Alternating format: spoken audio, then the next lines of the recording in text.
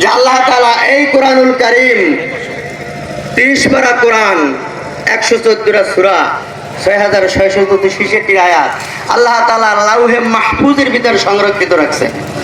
আল্লাহ তাআলা প্রথম যখন এই কোরআনকে নাযিল করবেন তখন আল্লাহ তাআলা আসমানের কাছে বলল, আসমান তোমার কাছে আমি এই কোরআন পেশ করি, তোমার নাযিল করি।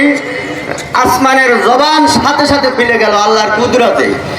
আসমান বলতেছে, আল্লাহ এত বড় মর্যাদাবান কোরআন, এত বড় ওয়েটালা কোরআন, এই যদি আমার আসমানের উপর আপনি অবতীর্ণ করেন, নাযিল করেন, সাথে সাথে চূর্ণ বিচূর্ণ হইয়া খান খান হইয়া জমিনে পড়ে যাবো, আমরা 7টা আসমান একটাও থাকবো না।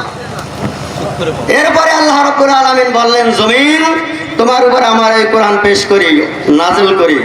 জমিনের জবান খুলে গেল। জমিন বললে, আল্লাহ আমার এই জমিনের উপর যদি এত মর্যাদাবান কোরআন আপনি নাযিল করেন, এই জমিন আমি নিচের দিকে দস্তে থাকবো, কোথায় যাবো আর তালাশ করে পাইবেন না, নিচের দিক চলেই যাবো।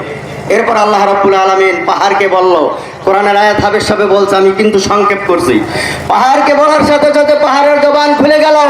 পাহাড় বলো, ইয়া আল্লাহ এই পাহাড়ের উপর যদি আপনার কোরআন অবতীর্ণ করেন, এই পাহাড়গুলা মোমের মতন গলিয়া সব খাল বিল নদী নেতায় পরিণত হয়ে যাব।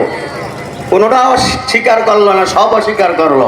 আল্লাহ রাব্বুল আলামিন খুশি হইয়া সাথে সাথে জিবরাইলকে ডাকিয়ে বলে, হে জিবরাইল, যাও আমার বন্ধু মুহাম্মদুর রাসূল সাল্লাল্লাহু আলাইহি ওয়াসাল্লাম হেরা গুহায় মগ্ন আছে, আমার কোরআন নিয়ে সেই আমার বন্ধুর কাছে চলে যাও, গ্রহণ করবে। আপনার নবী, আবার নবী, বিশ্ব নবী রাহমাতুল্লিল আলামিনের কাছে কোরআন নিয়ে আসছে, শাসন গ্রহণ করছেন। সেই কোরআন সংক্ষেপ, সেই কোরআন আজকে এই পৃথিবীতে 3 কোটি মানুষের মধ্যে এই রকমের ছোট্ট ছোট্ট ছেলে মেয়েদের সিনার ভিতরে সংরক্ষিত আছে। 3 কোটি পৃথিবীতে কোরআনের হাফেজ।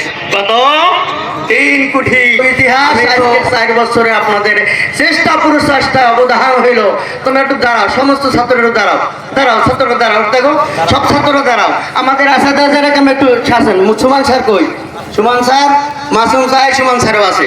আমাদের আসাদা এবং ছাত্ররা সবাই দেখেন, এই জায়গায় সব উপস্থিত হচ্ছেন না, ছোট ছোট ছেলে নয়। আমাদের মাদ্রাসায় শতাধিক ছাত্র, মহিলা মাদ্রাসাও খোলা হয়েছে আপনাদের সুযোগ সুবিধার জন্য। কারণ আগে কোনো শিক্ষার প্রতিষ্ঠান তেমন ছিল না। এই নুরানি মাদ্রাসা বিগত 10 বছর আগে ছিল না। এই নুরানি মাদ্রাসার কারণে শিক্ষার মান আল্লাহ তাআলা যে কত উপায়ে উঠাইছেন। আমি বেশি সময় নেব না।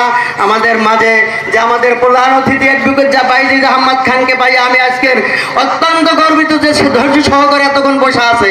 অনেক নেতাকে ফোনে পাই না, তাদেরকে পাইতেছি না, আসার কথা কই আসে না, কিন্তু আমাদের মামা অ্যাডভোকেট বাইজিদ আহমদ খান ধৈর্য সহকারে ধৈর্যের পরিচয় দিয়েছে, যার যে আমার আন্তরিক ধন্যবাদ। যাই হোক, আমার আলোচনা একটু পরে আমি শেষ করতেছি। সেটা হলো আপনাদের এই ঝাউতলায় মঠবাড়িয়ায় যে মাদ্রাসাটা হয়েছে, দক্ষিণ অঞ্চলের জন্য বড় কিছু হোক, আপনারা চান না? সকলেই চান? একটু হাত জায়গায় দেখেন, সকলেই চান দক্ষিণ অঞ্চলের জন্য বড় একটা মাদ্রাসা হোক। সবাই বলেন আল্লাহুম্মা আমিন।